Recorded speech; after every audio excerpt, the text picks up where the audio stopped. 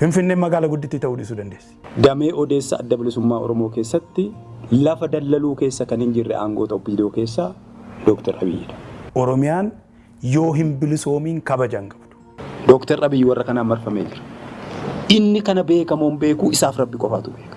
Namni kiristaana hin taane biyya keenya nuuf haa gadhiisudha. Biyya ittiin geeraranii fi adda keenya rasaasaaf kenninaa fi jedhanii kana dhuguma jaallatu yoo ta'e yoo dhugaa ta'e. Koloneel Gammachuu Ayyaanaa qondaalota adda bilisummaa Oromoo fi qabsaa'ota dhageettii guddaa qaban akkasumallee jechoota onnachiisoo adda addaatiin uummata kakaasuudhaan qabsoon akka itti fufu taasisan keessaa nama hangafa akkasumallee nama dhimmoota siyaasaa Itoophiyaa irratti akkasumallee kan Oromiyaa irratti hubannaa gad fagoo qaban ta'uun isaaniitti ni beekamu. Yeroo adda addaatti waltajjii fi miidiyaalee irratti dhiyaachuudhaanis ibsa adda addaa yeroo kennan haasaa isaan taasisan irraa dhaloonni onnee guddaa horachuudhaan itti gammadee ittiin kaka'umsa horataa akka turee fi jiru ni beekama. Qophii Oromiyaa Viyuu har'aatiin haasaa Koloneel Gammachuu Ayyaanaa yeroo mana hidhaa turee ba'ee fi ergasiis dhimmoota adda addaa irratti taasisaa ture gabaabinaan kan qabannee dhiyaannu ta'a. Mee itti dhiyaadhaatii hordofaa. Asmaraatti gaafa walii galteen sun eegalamu gara gama abaa'ootiin teeknikaal advaayizar ta'een achitti argame. Akkan achitti argamu kan Jaal Daawudiin gaafate lamaan keenya iyyuu beekaa nuufis hiriyyaa. Viidiyoos beeka abaa'oos beeka gidduu keenyatti otoo argame jedhan. Bareedaadha jedhanii Jaal Daawud faana fuudhanii dhaqanii achirran ture. Ergasiis wal argaan ture gaalammaadhaan yeroo adda addaa dhimma kana irratti haasa'uuf akkamitti gara fuulduraatti deemsisna walii galtee kana akka jiru. Yeroo man'ani kana haasa'u cinaadhaan waan lamatu deemaa ture. Abaa'oo keessaa eenyufaa haa hidhaman ka jedhu marii tokko.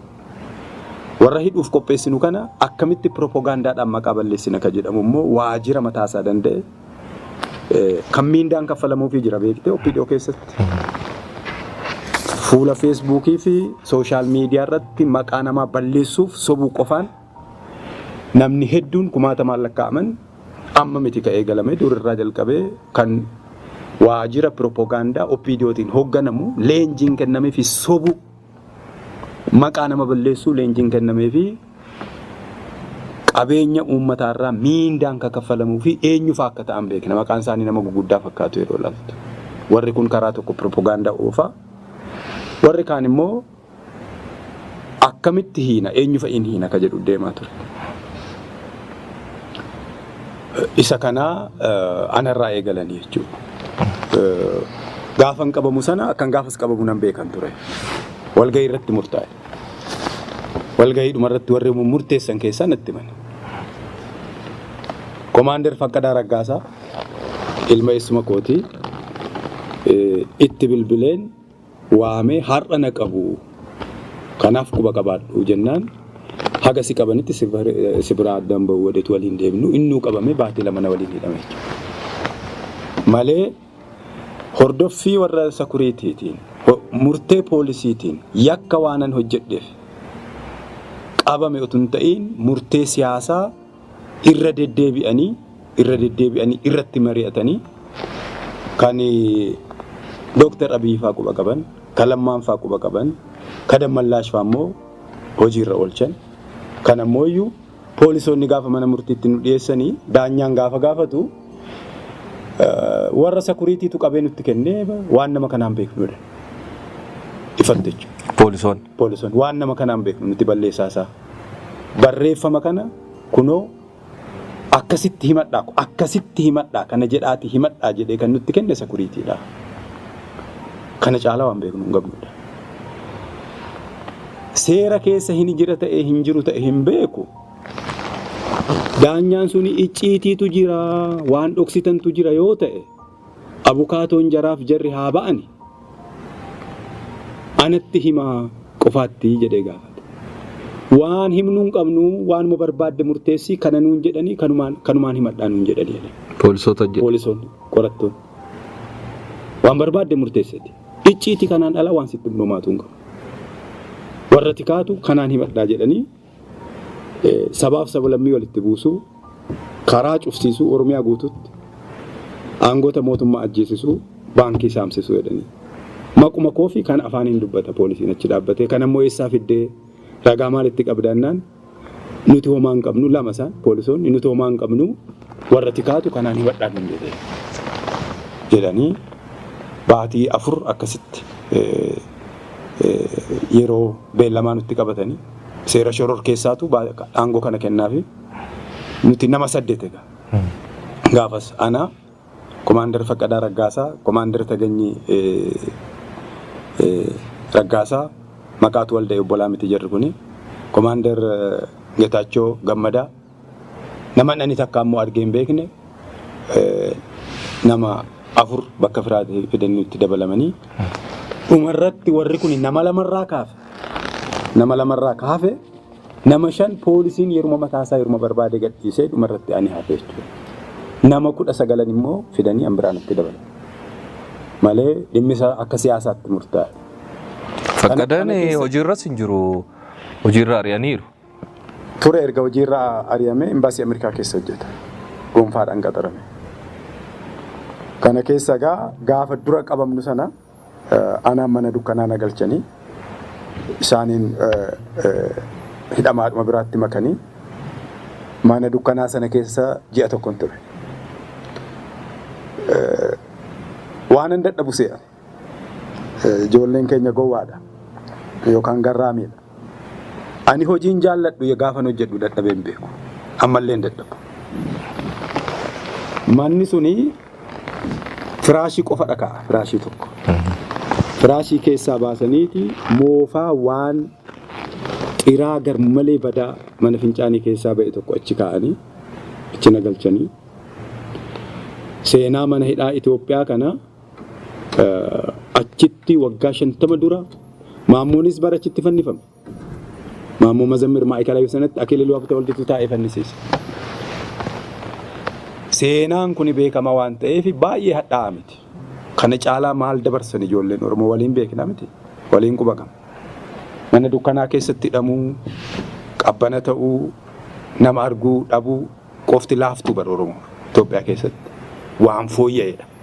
Kanaaf akka fooyyeettan ture jechuudha.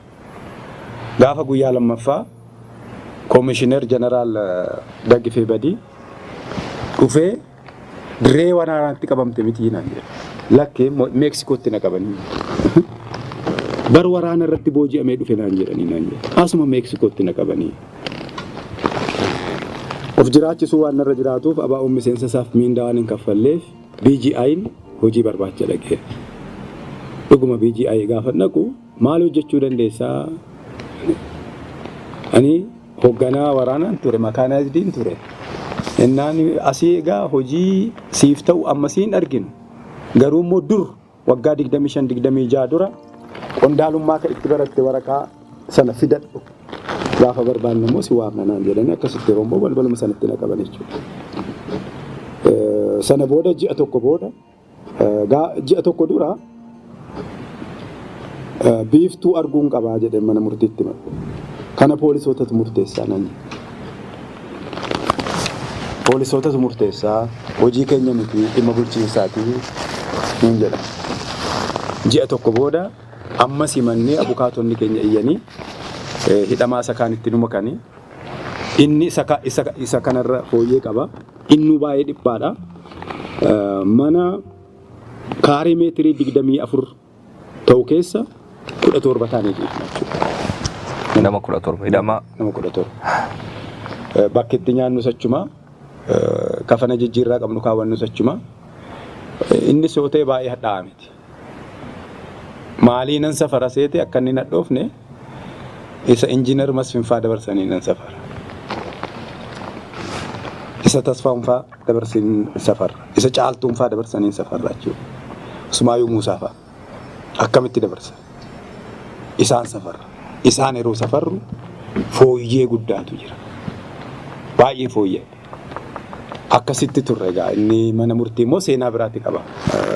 Yoo barbaachisaa ta'e ibsuu dandeenya. Baatii 8 akkasittan ture. Mana murtee idileetti gaafa dhiyaannu sana torbeedhaan nu beellama. Nama 8 taane jechuudha. Beellama sadaffaa booda shoror keessaa nuun jedhanii labsii sana kaasan jechuudha. Labsii sana fidan. Seera labsii sanaan immoo poolisiin baatii 4 beellama gaafachuu danda'a. Gaafa tokko kan nu ajaa'ibe galleeyyuu maal namni kun nu beekamoo maaliif fuula keenya dhokata ka jennu daanyaan sun ol jedhee nu ilaalle akkasuma jedhee maqaa keenya nu waame beellamni baatii tokko eeyyamameera jedhu. Gallee haasofne mana hidhaatti achi poolisii dhaabaatti deebine maal namni sun nu keessaa nama beekuu qaba maa ol jedhee nu ilaalle namni kun maa ol jedhee nu ilaaluu dadhabe gaduma jedhee maqaa keenya waame poolisiin qorataan guyyaa 28 gaafateera guyyaa 28 eeyyamameera. Dookumentiin isaan harkaa qabanii haga kanatti waraqaan dhani waraana bilisummaa Oromootti leenjisuuf akka lakkoofsa Awurooppaatti bara 2007 afaan Oromootiin barreessedha mana kiyya yeroo sakattaan argatan 2007 jedha barreeffameera. Inni ammallee mootummaan isitti hojjeta biyyi biraas itti hojjechuu danda'a. Anis carraa'uun argadhe jaarmiyaa eegumsa dhaaba dhuunfaa kan mootummaa abbaa fedhan mallee ittiin hojjechuu nan danda'a nan barsiisa. Intarneetii irrallee guute kasana caala. Intarneetii irra baasuu dandeessa. Beekumsa namootaati bara. Beekumsa namootaa intarneetii irra guutame. Akkuma waan fayyaa, waan barnootaa, waan qonnaa jiru, waan waraanaa kun jira. Sana qofaa qabatan. Kana arganne mana isaatti. Fi naaqifaa Eertiraa 300 argatan mana kooti. Gaafa sakattaa. Naaqifaa Eertiraa 300 waraqaa kana. Kanaafi booda yeroo dheeraa booda immoo baatii 8 booda kan inni bilbila irratti taasise kan inni feesbuukii jedhanii irra guddaan isaa soba barreeffamee dhufe gaafa duraa garuu poolisiin kanuma qofaa qaba. Maatii kiyya dubbisan qorattoonni. Maatii kiyyatti maal jedhan seete? Nurran ilaalee naa cubbuu nama kanaa keessa hin jirru jedhan. Murteen kun nu miti. Adaraa jedhanii gaafatan jechuudha hiriyoota keenya. Nurran ilaalee naa cubbuu namaa kana keessa hin jirru waan godhaa jedhamne gochaa jirra jedhan. Akkas ture. Egaa mana sanaa gaafan ba'u dhufanii diiguu jalqaban mana nani keessa ciisu. Maali jennaani ishee amma mana murtii federaalaatti pirezidaantii eenyu maqaa kana yaadadhu dubartii. Dhuftee ilaaltee Ma'aazaa Ashannaafi. Aadde Ma'aazaa Ashannaafi. Dhuftee ilaalteeti ilmi namaa akkamitti kana keessatti hidhama diigaa jettee murteessitee jedha. Haa diigamu manni kun. Diigamee kilaasiin 4 walitti dabalamee tokko haa ta'u. Foddaan itti haa tolfamu. Yoo kana gochuu dadhabdan immoo olmaa sagalasaa diigaan jettee jedhanii koomishinar Daggifeenfaa kana nutti himanii manni ani keessa jiru suni gaafa diigamuu jalqabu achi gara wanni itti nu dabalan jechuu gara hidhamaa sakaalitti. Amma gaa hankeenya sitti meera ijoolleen dalloo mannaarraa, dirree dawaarraa, beegii, wambaraarraa, ijoollee qotee bulaa namni isaan gaafachuu hin dandeenyetu waliin jirra. Irra guddaa kan nama beeku akka umuriittuu akka carraa tureettu ana. Namni anaan na gaafata. Maatiin ijoollee kanaa dhufuu hin danda'an. Achi nyaata mootummaan haga ta'e dhiyeessu numa jira. Irra guddaa isuma anaaf dhufuu qooddanna jechuudha. Ijoolleen hin beelofti. Akka kiyya miti. Namni gaafa dargaggummaasaa akkuma humna qabu sana inni beela. Nyaata baay'ee isa barbaachisa. Ijoolleen hin beelofti jechuudha. Cufaa torba qaba manni sun. Yeroo torba sitti cufan. Manni sunii asii ol kaaree meetiriidhaan samii argita. Yoo mana ciisaatu gadi baata. Manni ati keessa ciiftu suni manni dura manni dukkanaa sunis manni inni booda hidhamaa isa kan wajji walitti makamnes sagaleen inni keessaa alatti hin dhaga'amu. Akkasitti tolfa. Akkasitti diizaayinta. As teessee balbalaa ala jiru nama jiru sanatti iyyitee dhageessuu hin dandeessu. Isa alaatu keessatti dhaga'ama malee. Waan kana gaafachuu yaale. Anaaf hojii kootis. Manni kun akkamitti ijaarame? Mana haaraa bara reefu waggaa 7-8 erga ijaarame. Jennaani deemnee exact akkatti manni kun akkasitti ijaarame. Diizaayinii isaa South Africa dhaqanii bara apartheid warri adii gurraacha keessatti hiraarsuuf hojjetan irraa fide. Diizaayinii mana kana. Hambara 60-70 dura hojjetame jechuudha. Isa fidanii akkasitti ijaaran. Amma gaafa mana dukkanaa jiru haa hirraanfatanii adiisanii mana duubaan digital cufama sitti. Waajjira keessa taa'anii sitti cufu. Kanaan dura akkasitti cufanii namni achitti jalaa du'eera hirraanfatanii. Digitaali cufama manni dukkanaa sun. Ijoollee muka xurrii tokkotu isan sila siin jedhe gaafa abaa'oon aseen walitti bu'insa dhalate jedhamu sana ijoollee jaatu mana dukkanaa sana isan ani qofaa koo keessa ciisu. Jaata ani keessa ciisu. Mana firaashii takka caalaan diriirsin. Nama jaa. Darroo jenna. Isa yaada dhaga'uuna dargaggeessa. Akkatti na argan hin beeku. Yeroo bahu fincaan baatu foddaan manaa xiqqoo kan namni keessaan alaan yeroo darbu argamutu jira. Maqaa kiyyas akkatti dhagaan hin beeku. Yeroo poolisoonni waaman dhagaan hin ta'e hin beeku. Oromoodhuma jedhanii. Sagaleen silaafuun dhaga'amu manni narraan banamiin oole jennaan iyyanii tumani jechuudha balbala sana. Iyyin dhaga'amu tumani balbala tumanii poolisiin dhufe nama asitti ajjeesaa jirtu banaadhanii dhufanii narraa bansiisan jechuudha. Mana kana gaa akkasitti tolchan. Exact bara apartheid warri adii gurraacha keessatti hiraarsuudhaaf akkamitti tolchan ka jedhamu. Injineroonni asii South Africa dhaqanii ilaalanii fidanii asitti ijaaranii. Manni sun kanaaf akkas rakkisaa ta'e jechuudha siin jedhu. Ijoollee gaafa qabanii alatti tumani qabu. Ijoollee keessaa. Achi poolis waajjira wanni buufata poolisii sana gaafa jirru nuti tiishertii alaabaa abaa'oo qabu qabna. Kana uffannes mana murtiidhaan jechuudha. Tiishertii warri abeen amaaraa taarikitti adda saalka jedhu uffatu. Arbanyoochi Gimboo 7 ka jedhu ka uffatu jira hidhama. Isaaniin namni gaafatu tokko hin jiru. Ajajooti poolisii achi jiran sun alaabaa abaa'oo sana baay'ee jibban. Baay'ee jibbanii. Maakalaawii. Baay'ee jibbanii. Anaa fi Amaanu'eel Beekkataa. Amaanu'eel Beekkataa duras qilintoo ture bara dheeraa. Nama umuriin isaa mareef waggaa 26. Nu waamanii komaander poolisii bulchiinsa hidhamtoota gaafatamaa eegumsaa akka ta'e Oromoodhaa komaander Asaffaa Birruu fi namni muudama raankii komaanderii keewwatu maqaa isaa hin beekne nama dhalootaan nama Tigraay akka Tigraayitti loqodu federaal poolisii irraa nu waamanii anaaf Amaanu'eel mucaa xiqqaanaaf dhala ta'uudha. Oromoo ijaaraa jirtu as keessatti wal gurmeessaa jirtu waajjira sakuriitii irraa jarri kun quufaniiru likkiitti galchuu dadhabdannuun jedhanii kana booda tarkaanfii fudhannaa jedhan. Nuti seeraan ala waan hidhamneef maaksimaam seeratti dhimma baana. Seerri akka kabajamu barbaanna. Kaayyoollee qabna, mul'atallee qabna, as keessatti miidhaan akka nurra ga'ullee hin barbaannu. Ni injifanna. Baanee hojii qabna. Warra abdii kute miti. Kanaaf nuti seeratti hin buunu. Seeratti bu'uun barbaannu. Ka seeratti bu'e isin waan ta'e. Isadha mormaa jirra. Kanaaf seera kabajnaa. Isa likkiitti isin galchina jettan immooyyuu amma eegalaa jenna. Amma asuma eegalaa. Isa kanaaf sodaatti hin qabu. Jennee deddeebisanii nu waamane gaanaaf Amaanu'eel waanuma feetan godhaa.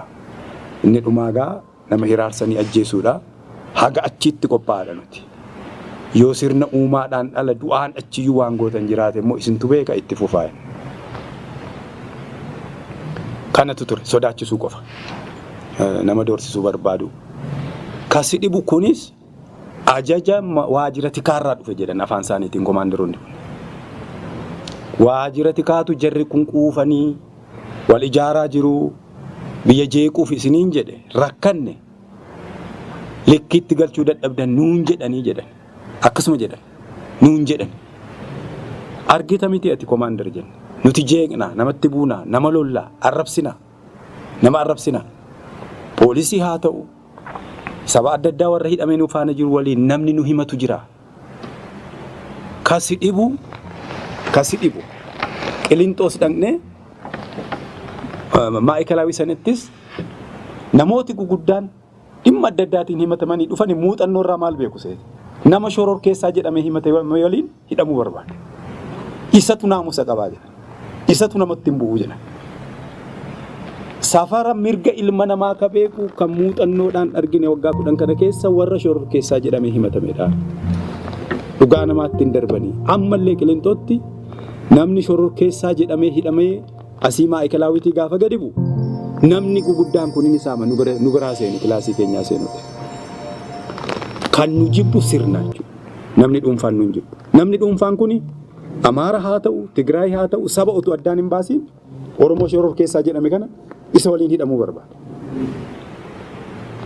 namni tokko namni mirga namaatti bu'u kan muuxannoodhaan argamu jechuudha kanumatu ture egaa ergammoo Qilinxoo dhaqnee suma dhugaa baay'ee fooyya'aa baatii 3 achi ture baatii 3 walakkaa fooyya'aa haraasmentiin hin jiru poolisiin dhimma namaa biraan naqu manni ciisaa isaanii fooyya'aadha bishaan akka barbaannedha manni dhiqannaa manni itti fincaan qulqulluudha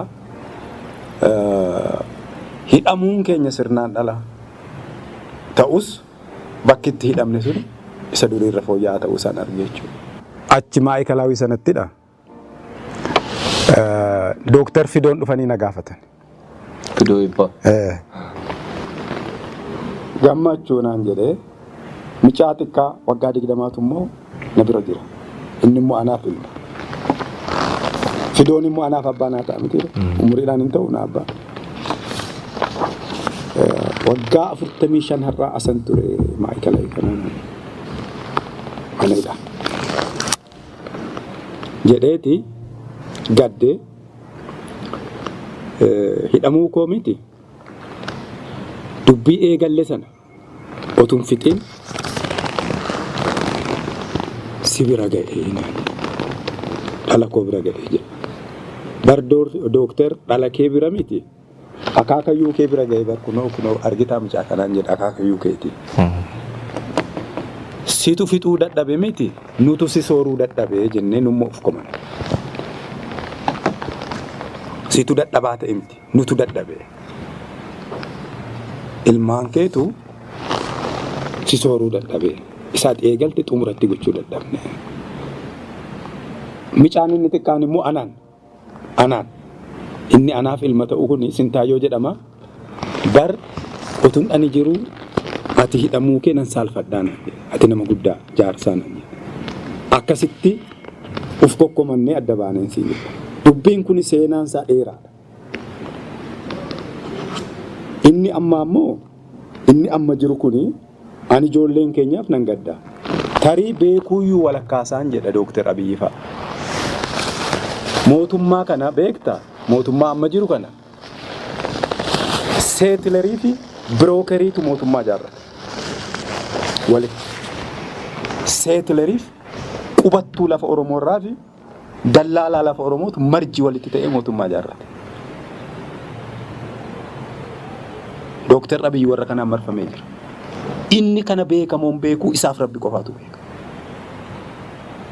Seetilers lafa Oromoo kana isa amma harkaa qaban caalaa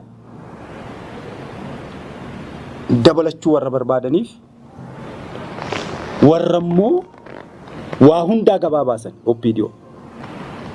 Oppiidiyoon bar haadha isaas gabaa baasa haadha manaa isaas gabaa baasa ilma isaas intala isaas gabaa baasa lafa abbaa isaas gabaa baasa lafa abbaa isaas Oppiidiyoo biratti waan hin gurguramne homtuu hin jiru amantaan isaas ni gurgurama sabummaan ni gurgurama waan lafti abbaas ni gurgurama. Warra kanatu marji godhee mootummaa ijaarrate. Warri kuni ammaaf yeroof humna qaban. Isaantu warra kana didu hidhaa jechuudha. Lafti bara abbaa qabaa. Qeen abbaa qabaa. Obboleessi koo maal lafa gurgurataa qubattummaa lafa bitti. Seerri mootummaa biyya kanaa lafa gurguruu lafa bituu ni dhowwa. Lafti gurguramuu lafti kan mootummaaf kan uummataatii jedha. Warra kana didutu mana hidhaa seena. Abiyyiin ijoollummaa isaarraa jalqabeen beeka. Nama waliin jiraachuudhaaf namatti ulfaatu miti. Amalli isaa abbuma fedhe waliin jiraachuu danda'a. Akkasumatti ergannee quxisuu kos waan ta'eef gaafa waa itti ammaatti immoo dhufee waan itti hafuura baafatee keessumaa gaafa lola baadimmee san akkasitti jiraanne. Waamnee wal erganna. Ka aadaattis isatu naaf xiqqaa. Inni na ergateen beeku. Kana quba qabaachuusaa garuu na shakka. Odeessa kana quba qabaachuusaa. Waa tokko immoo argeensiin jedha beektaa jalluma jedhee miti. Dooktar Abiyyi mana hidhaatti waamee na dubbiseera.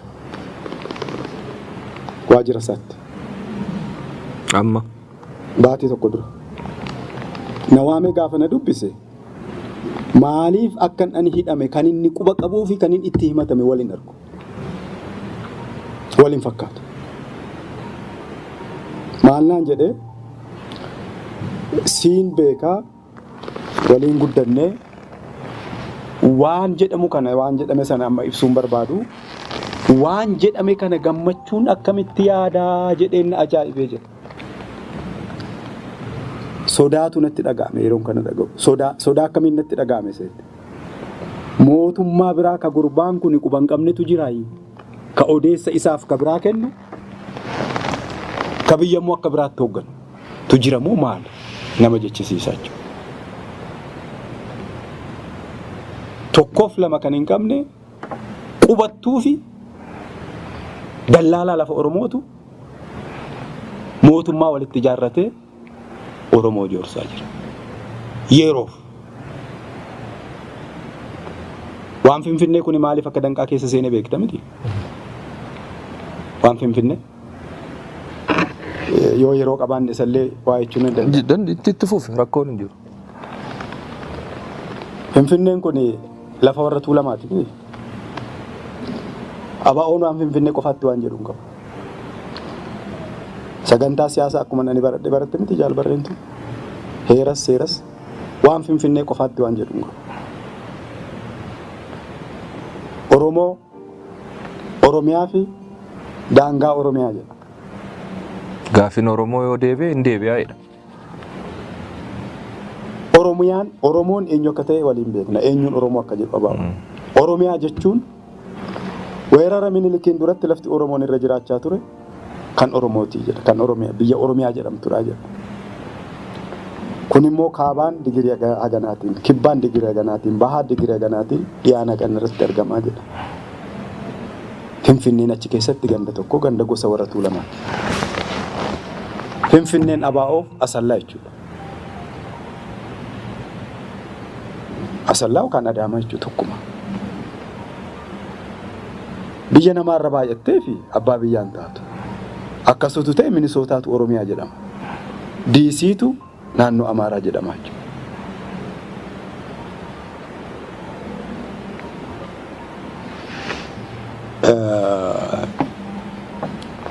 Magaalli Ingiliz London warri dhalootaan Ingiliz keessatti maanooreettidha. Garuu biyyi kan isaaniiti. Abbaa fedhetu dhaqee keessa jiraata jechuudha. Hidda waan Finfinnee kun harkisu beeku. Warri Tuulamaa dur tuujuba owwaalchaa qabu miti. Isin huujuba jettuun sin. Atis tuulamumaa kan siin jedha. Huujuba warra jedhu jira nuti gara dhiyaatti tuujuba jenna. Bakki owwaalchaa kun jira amma. Bakki owwaalcha warra gullallee jira. Namnu hin jiru. Hawarra galaan jira. Namnu buqqa'ee dhume naannoodha. Hawarra moojoo motorraa jira. Hawarra qaallittii jira. Hin jiru. Owwaala kana qotaniiti buuldoozeriidhaan qabbannaatti dabalan lafee abbootii keenya. qabbannaan fuudhee Awwaashitti dabale. Awwaashiin burtukaana babbareedaatu biqile. Isa nyaanne warra haraamaa ta'an jechuudha lafee abbaa keenya nyaanne.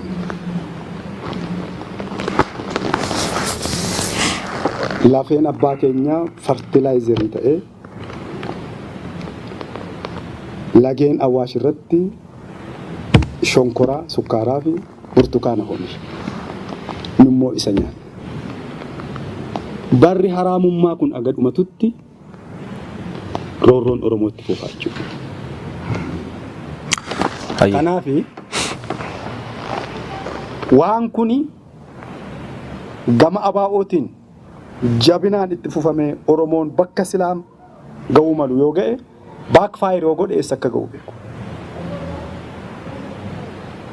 Baakfaayir yoo godhe bakki Sharaateen jiru oburuu warra eenyuutii ka jedhu dhufaa jechuudha. Eenyu oburuu eenyuuti Sharaateen bakki jiru. Warri Tuulamaanii beeku. Bakki Giyoon jiru kun oburuu warra eenyuutti ture, maasii warra eenyuutti ture ni beeku. Kafalmannu lafa abbaa keenyaaf lafee abbaa keenyaa. Warra kana guuranii mana hidhaatti naqan jechuudha. Inni kun itti fufa. Abbaan fixulleen jiru yoo Oromoon hin fixate. Itti fufa. Hidhaan kun itti fufa. Fakkeenyaaf fooyyeedha sii nama gaddisiisas. Mana masaraa Minilik televezyiiniidhaan arga. Televezyiinii qabna Qiliinxootti. Mana hidhaa sana erga Qiliinxoo dhaqne. Ni bareeda jechuudha. Ka bareechanii tolche. Baay'ee namatti tola. Abbaan haaromsateetu haaromsatee mirga isaati. Ni bareechata. Yeruma sana Kumsaa Morodaa immoo mana hidhaa akka ta'u murtaa'e jechuudha. Masaraan Kumsaa Morodaa. Kana qabte jiru. Kana qabte. Amma mana hidhaati bara. Masaraan Kumsaa Morodaa mana hidhaati. Haran nagayani. Yeruma inni kun haaromfamu inni suni dargaggeessi leeqaa akka keessatti hidhamu murtaa'e jechuudha. Dargaggeessa leeqaa fi furmaatatu argame. Hidhamuun isaa erga oolle waajirri poolisii achi jiru bara dheeraa dura waan hojjetameef namni 500 haa hidhamu yoo jedhame poolisiin achi lakki bakka ittiin hidhuu hin qabu jedhee diduu mirga waan hin qabneef kan inni dhufe daandii OPD irraan waan ta'eef ijoolleen leeqaa walirra ciisaa turte jechuudha. Hidhamuun isaanii hin oolu lafa xiqqoo bal'aatti hidhamanii amma. Masaraa warra Morodaa Bakaree, Kumsaa Morodaa fa'aa bal'aadhaa dallaansaa. Ijoollee leeqaaf kunuu furmaata. Kunuu bar furmaata. Isa kana falmuutu, isa kana arguu dhaga'uutu, ija banachuutu nama hiisisa mootummaa Itoophiyaa biratti. Waan lafaa fi lafee abbaa ofii falmachuu. Waan nama tokkoo kun xiqqaadha waan kiyyaa. Koozii Oromoo, gaaffii Oromoo, waan lafaa, waan Finfinnee, waan lafee abbaa keenyaaf lafa abbaa keenyaa waliin wal qabdee ilaaltu waan xiqqaa. Kan kana caalutu jira. Kan immoo nama ajaa'ibu odeessa damee odeessa adda bilisummaa Oromoo keessatti lafa dallaluu keessa kan hin jirre aangoota OPDO keessaa Dr. Abiyyiidha. Ka dhuunfaa isaatti kan nuti quban qabna. Ufuma isaas paarlaamaa irratti yeroo haasa'u fooqii 20-30 ijaarratanii lafa saamanii maal jedhee aaree loleetti dubbata. Isuma dhiyoo mana hidhaa taa'e kan hin arge. Garuu odeessi immoo karaa biraa dhufu. Burraayyuu Sabbanniif Sulultaan waggaa tokko kana keessaa gurgurame waggaa 20 darbee keessatti hin gurgurame lafti. Amma akka gurguramaa jiru. Baduu fidha moo baqachuu fidha kana godhuu namaan galu. Asiin inni lolaa, inni dheekkama, inni aara. Lafa gurguranii, saamanii, maal godhanii ka jedhu ni dhageenya. Yeroo fuula isaa argitus aareedhuma dhuguma kan haasa'uudhaan itti fakkaata akkasumatti nama. Asiin immoo ka godhamu baay'ee nama rifachiisa. Baay'ee wayi Finfinneen gaafa dargiin kufu mannaagashaa koonyaa mannaagashaa irraa daangaa qabdi miti. Situ na caalaa beeka. Gararrinnaa Karrayyuu irraallee daangaa qabdi. Salaalee irraallee daangaa qabdi. Bulchiinsa mataa ishee dandeessu qabdi. Seerri mootummaan baasee Finfinnee ka jedhu isheedha. Finfinnee ka jedhu ishee. Nullee Finfinnee ka beeknu ishuu. Sanaa achi ka jiru harka 10 Finfinneen bal'ate ka jedhamu kana taakkuu tokko otu bulchiinsi magaalaa Oromiyaa hin raggaasisiin lafti gurguramin jiru. Sodaatanii ta'uu danda'a. Warri TPLF sodaachisanii ta'uu danda'a. Inuma sodaatu numa beeka. Akka seeraatti garuu kaartaa pilaaniin abbummaan ka itti kennamu mahandisii fi kantiibaa OPDO irraati. Micaanaa qabii jette jennaan jedhani akkamittan sii qabaa jettennaan akkuma kan keetti ibsa biraan barbaachisu akkuma micaa keetti naa qabii jedha Oromo. Nuti dhugaa barbaanna dhugaa namaatti illee dabaru.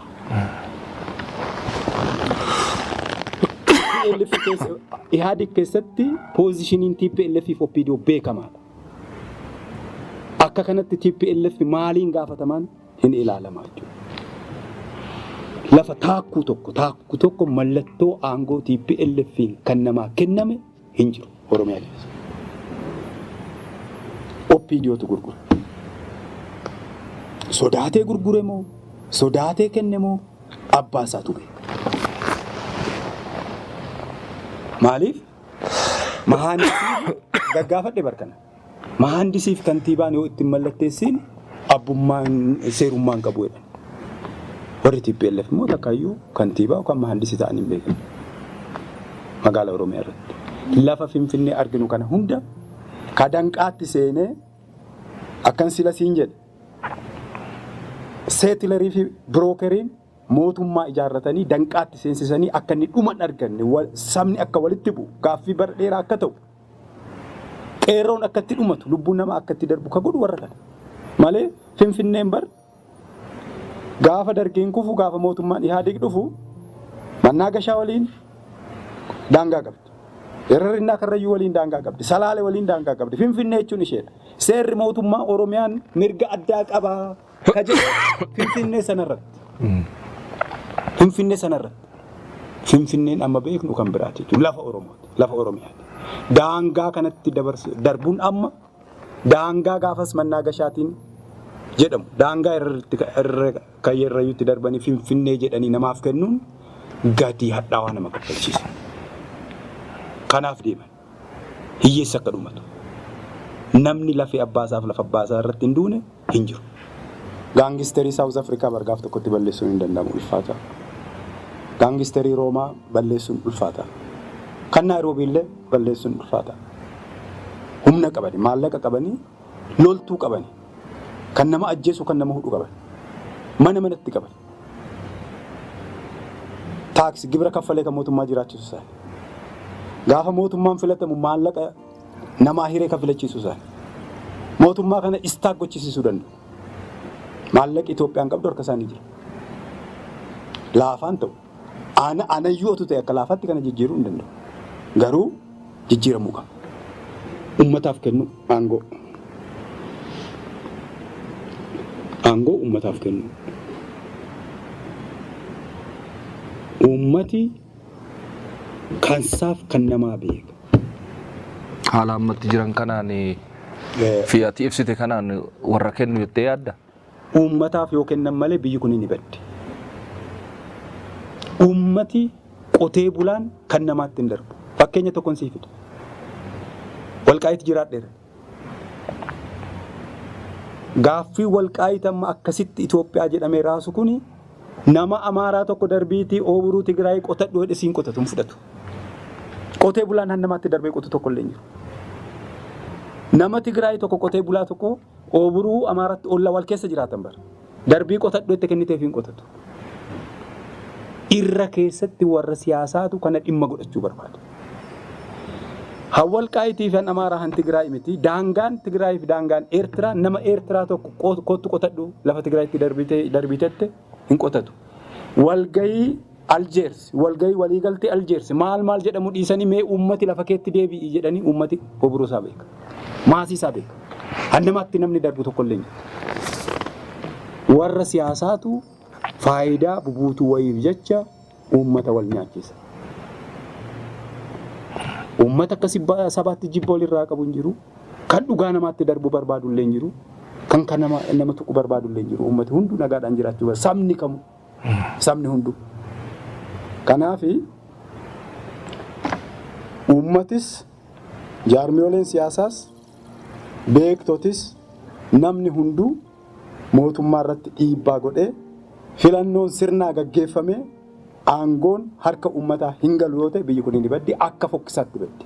Namni yaadda'u waan filannoo siyaasaa miti, jaarmiyaa siyaasaa filachuu, mootummaa filachuu miti. Mana isaa keessa akkatti bulee oolu filachuufuu waan qajeelloo filachuu ni rakkata. Namni sammuun isaa yaaddoo keessa jiru. Oromiyaan amma yaaddoo keessa jirti. Manni yaaddoon kun hin seeniin hin jiru. Gujii, Boorana, Walloo, Wallagga godina Arfanuu ilaalte manni yaaddoon kun hin seeniin hin jiru. Namni gaafa hidhamuuf gaafa ajjeefamu hin beeku. Gaafa hiikamus hin beeku.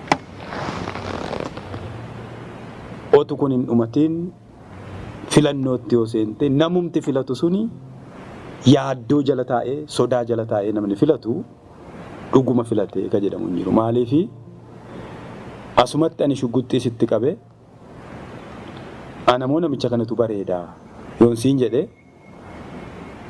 bu'aan filannoo kanaa dhumateera miti eenyu akka ta'e durumaa jalqabarraa dhumateera. Bu'aan filannoo kanaa ati eenyuun akka bareeda jettu durumaa beekamaadha. Yaaddoon kun Oromiyaarraa ka'uu qaba, biyyoota naannoo biraarraa illee ka'uu qaba, naannoo Amaaraarraa ka'uu qaba. Otu yaaddoon kun jiru filannoon homaatu hiikan qabu. Yaaddoon kun atattaman kana jechuun beektaa hidhaan haa dhaabbatu, inni hidhame haa hiikamu, lolli labsame Oromiyaarraa haa ka'u jechuudha. Lolli Oromiyaarratti labsame haa ka'u. Hidhamaan siyaasaa haa hiikamu. Mucaa tokkoon sii kaasan kan waliin hidha. Daawut Muluu jedhama. Waraana bilisummaa Oromootti lola irratti madaa'e. Maatiin isaa fuudhee madoo kana hospitaala geeffate. Hospitaalatti qabanii shoror keessaa jedhanii himatanii jiru. Maaksimaam yoo deemte waan nama kanaa booji'amaa waraanaati jedhama. Haga fedhe fagoo deemte nama kana himachuu barbaadde booji'amaa waraanaa jedhama. Nam booji'e illeetu jette jechuudha. Akkasitti waanuma Oromoo ta'eef waan sammuun isaa qajeelloo yaadu warri sammuun isaanii qajeelloo immoo karaan isaanii daddabaaf dheeraa waan ta'eef warra sammuun asumeetu beektaa warri sammuun isaanii asume karaan isaaniis asume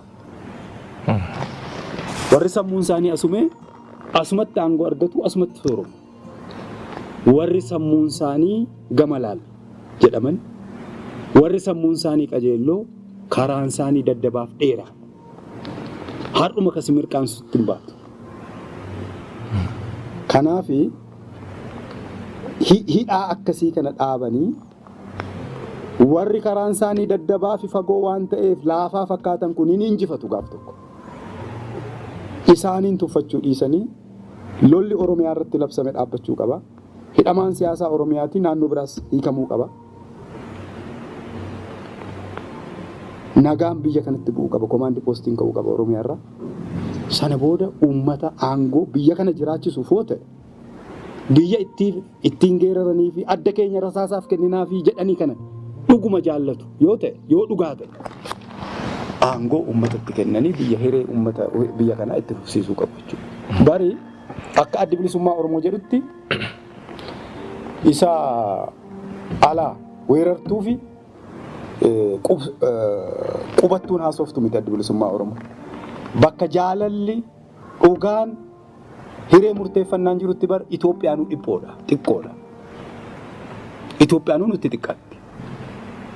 Maaliif Sudaaniin hin dabalannu? Maaliif Jibuutii hin dabalannu? Maaf Keeniyaa dabalannee tokko hin taanu?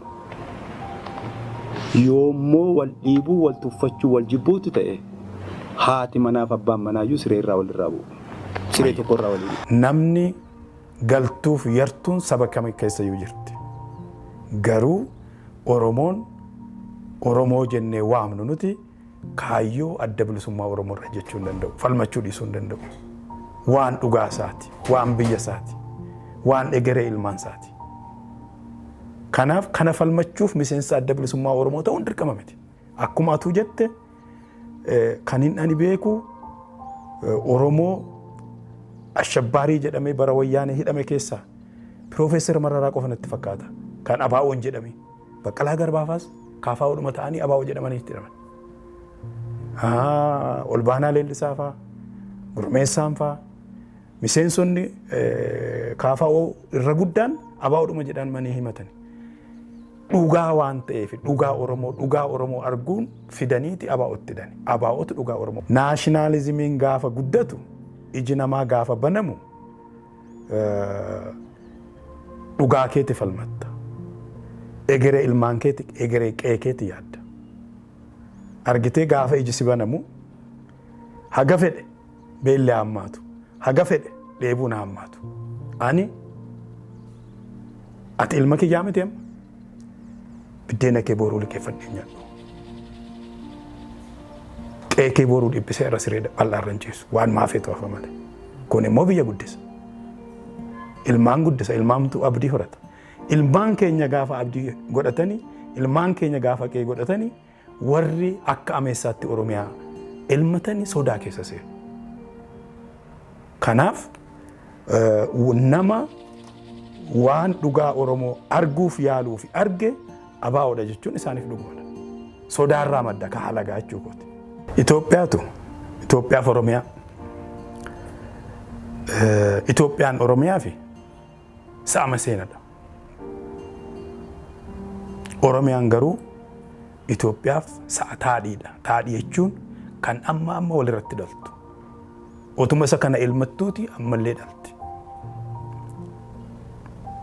Si galee Itoophiyaan garuu Oromiyaaf maseena. Dhumarratti yoo qaluu yookaan bineensi nyaachuu malee faayidaa homaatu kan hin qabne.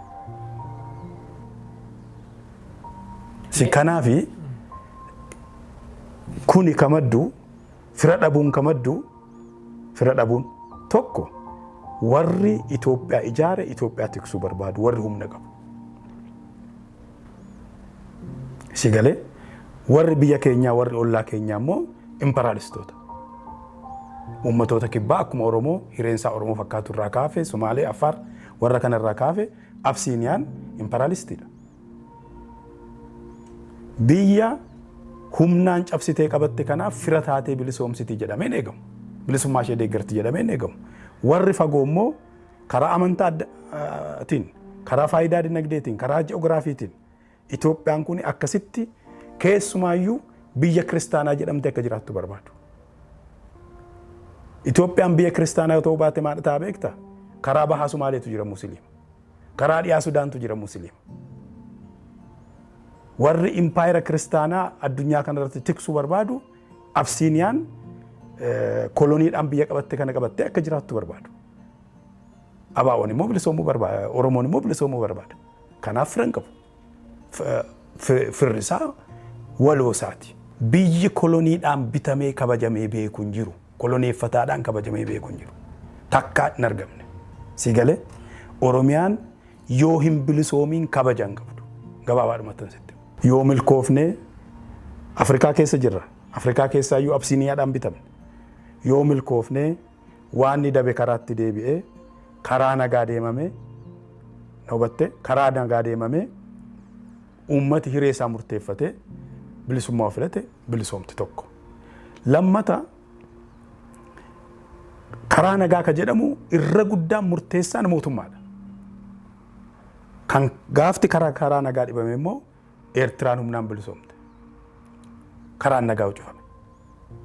Karaa lachuu bilisoomuu dandeessa jechuudha. Egaa nuti bilisummaa ka jennu Oromiyaan biyya turte. Weerara Absiiniyaa dura. Humnaan cabde. Itoophiyaan impaayera ammayyuu. Maqaa tolfatte malee. Inni kuni hiree murteeffannaa uummataatiin lafti Oromiyaan weerara Minilikiin dura Oromoon irra jiraachaa ture harka Oromoo seenee Oromoon biyya yoo ta'edha. Biyya. Oromiyaan nuti bilisoomne ka jennu Oromiyaan biyya mataa ishee dandeessetti yoo deebitedha. Humnaan cabde, humnaan gabroomfamte inni kuni karaa nagaas haa ta'u karaa humnaa akka haalli dirqisiisetti lafti Oromoon weerara Absiiniyaa dura irra jiraachaa ture. Biyyi isaa, sirni siyaasaa isaa, sirni bulchiinsa isaa, daangaan isaa kabajamee kan Oromoo ta'e Oromoon mootummaa dhaabbatedha. Akkasitti bilisoomne irraa jedhee haasa'u yoo jiraate hin beeku. Ani hin argu. Yookaan immoo hiika bilisummaa irratti addaan bahii qabna jechuudha. Malee masaraa Minilik keessa gaafa dargis aangoonni numa guutani. Gaafa Haayile Sillaasees guutaniiru. Si galee waraanni Ingilizii baay'een isaa nama Hindiiti jeneraalonni isaanii. Gaafa isheen Hindiin koloneeffatte, gaafa isheen addunyaa koloneeffattee jirtu. Si galee Hindi ka Ingilizii warri Hindi garuu Ingilizii eessa akka isheen jirtu yuun beekan. Warri Xaaliyaan bara Eertiraa bitanii waraanota qondaalota waraanaa hedduu lola kaaba Afrikaa irratti hirmaachisaniiru. Eertiraan kan Xaaliyaanii uummata Eertiraa garuu Xaaliyaan eessa akka isheen jirtu yuun beekan. Si galee kanaaf Oromiyaan kan Absiiniyaati. Garba Absiiniyaati. Si galee Oromoon garuu Absiiniyaa keessaa baala muka bunaa tokko illee hin qabu. Oromiyaa gara bilisummaatti geessuuf hiree murteeffannaadhaan karaa nagaa sila sitti meera. Karaa nagaa yoo ta'e hiree murteeffannaa uummataa riferendamiitu gaggeeffama. Itoophiyaa bulchuuf otoo hin ta'in bilisummaa Oromoo faasiliteet gochuuf karaa nagaa caffee ABO'n caffee ijaarrate Oromiyaa keessatti caffeen suni hiree murteeffannaa uummata Oromoo faasiliteet godha. Akka seerri biyya kanaa eeyyamutti. Heerri biyya kanaa ni eeyyama bara. Biyyi kun hanga bilisummaatti uummati tokko hanga bilisummaatti mirga qabaa hidheet eeyyama. Akka sanatti faasiliteet gochuuf malee mootummaa Itoophiyaa ta'uuf miti. An akka uummata Tuulamaa irratti lafa isaarraa buqqa'ee hin jiru. Akka uummata Tuulamaatti ka buqqa'ee hin jiru. Lafti ammarra jirru kuni Finfinneen kuni lafa warra Tuulamaati. Adaamaan ka Tuulamaati. Naannoo Finfinnee kana warri jiran amma babal'achaa jiranii Oromiyaa magaala Oromiyaa adda jedhamanii jiran kuni lafa Tuulamaati. Oromootu irraa buqqa'e. Kan Oromoon keessatti maajooritii ta'e Burraayyuu qofa. Sabbanni ka Oromoo miti. Galaan ka Oromoo miti. Lagdi Xaafoo ka Oromoo miti. Laga Xaafootti Oromoon % 4 ta'uu beektaa? Oromiyaa jala haa bulu malee. Namni achii buqqa'e sun eessa jira? Nyaatee haa bulu, dhugee haa bulu, haa baratu, hin baratiin hafee lubbuudhaanuu jira eenyu beeka? Eessa jira namni kun? Kuni waggaa 100 walitti aansee deeme jechuudha. Qabeenyi immoo lafa caalu hin jiru. Lafti depreciation qabu beektaa? Qabeenyi lafa caalu hin jiru. Abbaan qabeenya guddaa hiyyoomeeti inni fagoodhaa dhufe irratti sooromee abbaan lafa sanaa bakka inni ga'e hin beekamu. Cabuun Oromoos Tuulama irratti eegala. Ta'ee jedhanii ilmaan namni Dambidoollootii barataa ijoolleen Tuulamaa sulultaatee akka hin baranne godhan, quraan akka guuran godhan, zabanyaa isaanii akka ta'an godhan. Amma immoo mootummaan jajjabeessee lafa akka gurguran godha. Lafa gurguranii makiinaa bitanii dhugaatiitti baranii bakka kachachalaatti horii sana fixanii waggaa 2 booda zabanyaa isaanii ta'an. Kanaaf Oromoon inni kaan hin miidhamne jechuu kootu hin ta'in Tuulamni akka malee miidhame. Tuulamni lafa isaatti deebi'uu qaba. Qe'ee isaatti deebi'uu qaba. Lafti sharaateen irra jiru kun ka eenyu akka ta'e warri Tuulamaa beeku. Lafti Giyoon irra jiru kun lafa eenyu akka ta'e warri Tuulamaa beeku. Yoo namichi gaafa si akaakayyuun hin jiru ta'e dhalli dhalaa jira. Lafa dhalumatu dhaala. Nagaa biyya kanaafis murteessaadha. Yoon dhugaan kun hin deebi'in nagaan biyya kana jiraachuu hin danda'u. Guddinni illee jiraachuu hin danda'u. Waan waggaa 3-4 dura dargaggeessi biyya kana gochaa ture argite miti. Waan dhugaa dhabeef. Dhugaa dhabee mi'uufate. Kanaaf inni kaan hin miidhamne jechuutu hin ta'in Tuulamni akka malee lafa isaarraa dhiibamee akka malee faca'e. Inni danda'ama.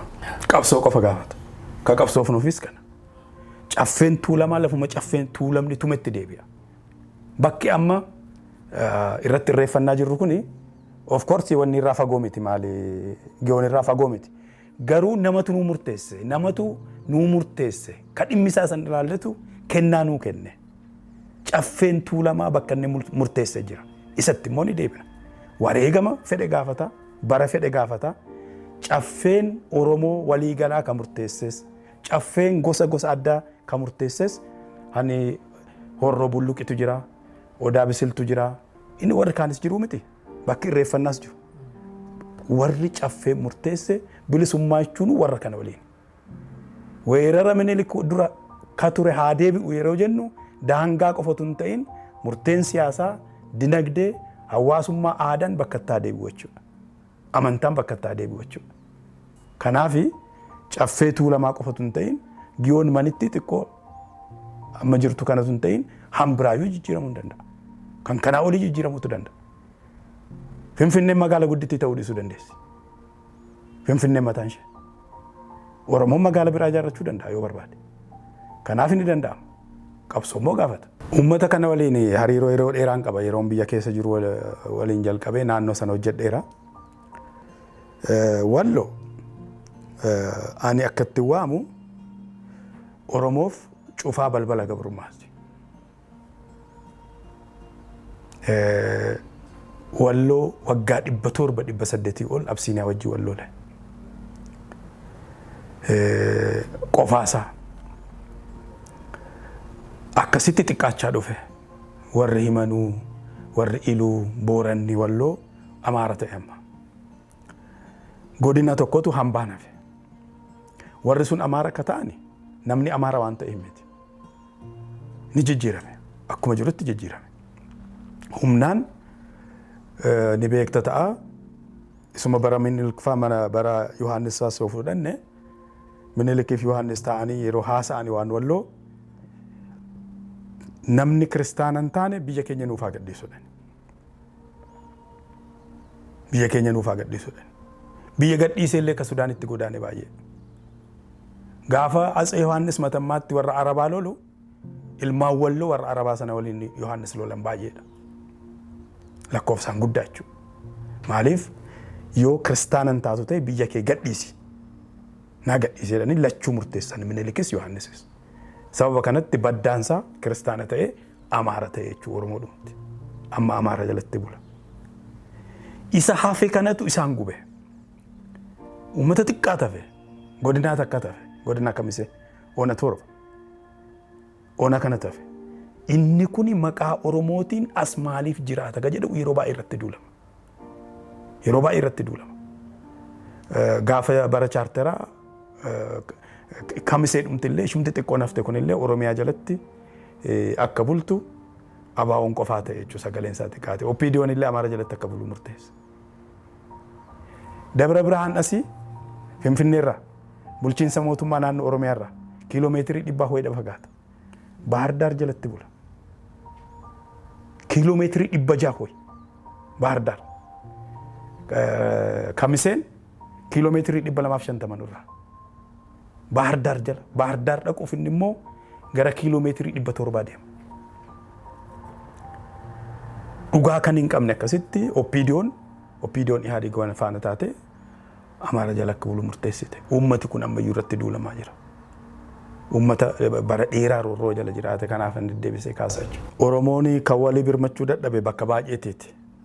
Kan isaanii immoo bulchiinsi isaaniiyyuu waan biraa jala. Furmaanni kana ammayyuu bilisummaatiin asittuu mootu federaalaan jirruyyuu walloo mootummaa amma obbo Shimallis faa bulchan jalatti deebi'uu qaba.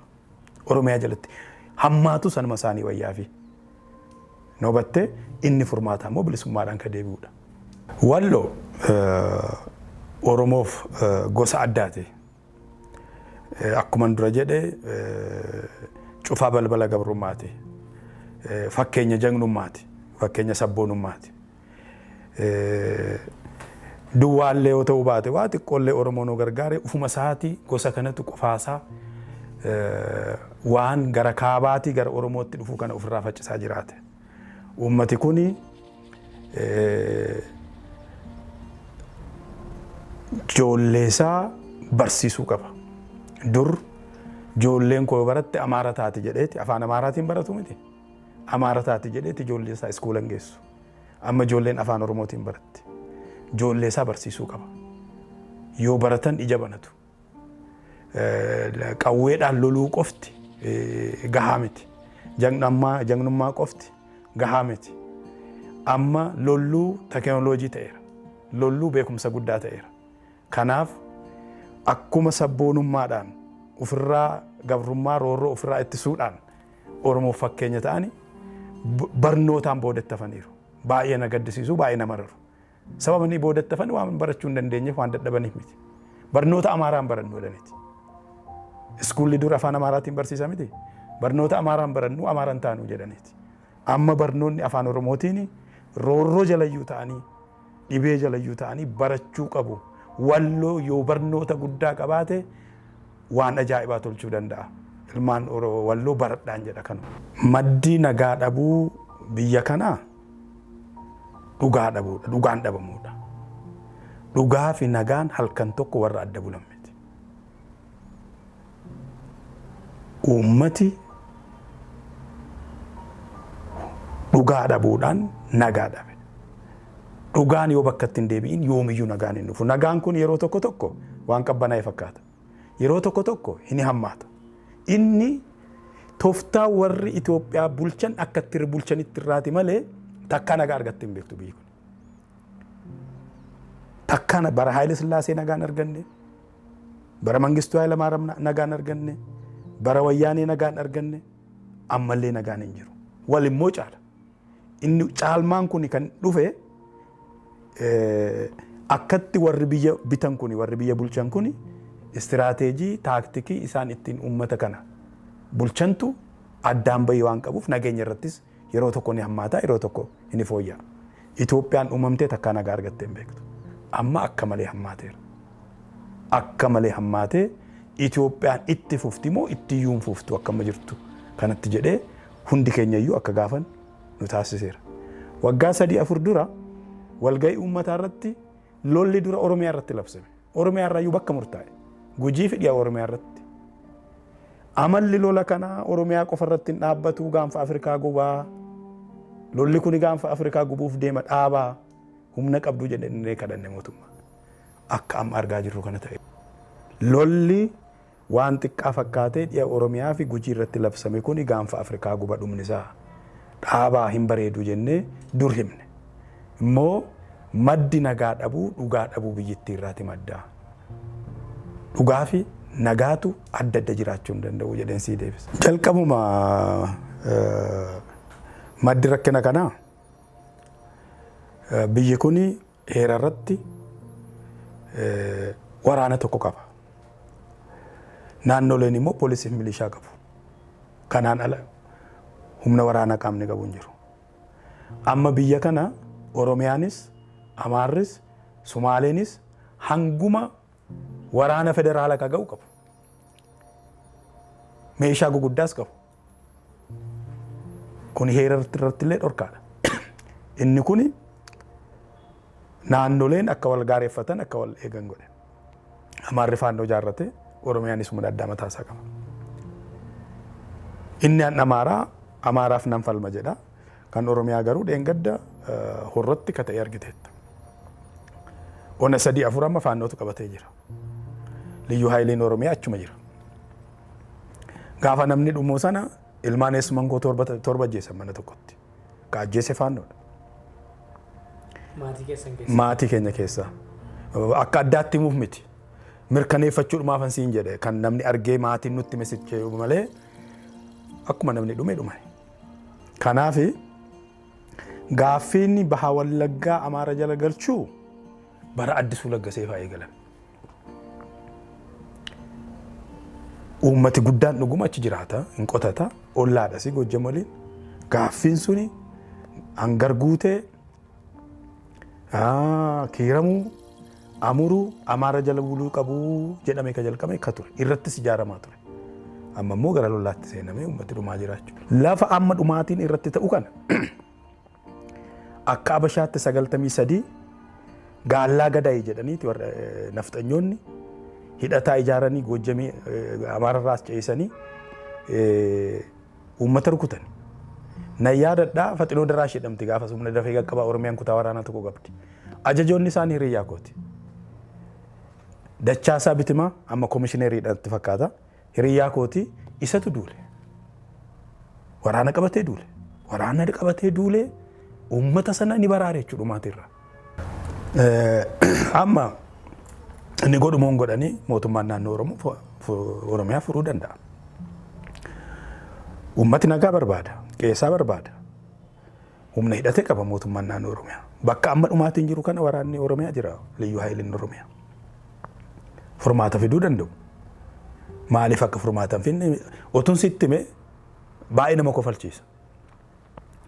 Bakka gaafa duraa kiiramuutti hagamsatti lammata immoo boneetti dhumaatiin kun yeroo godhu bakka ittiin dhaladhee guddadhe waan ta'eef nan beekan.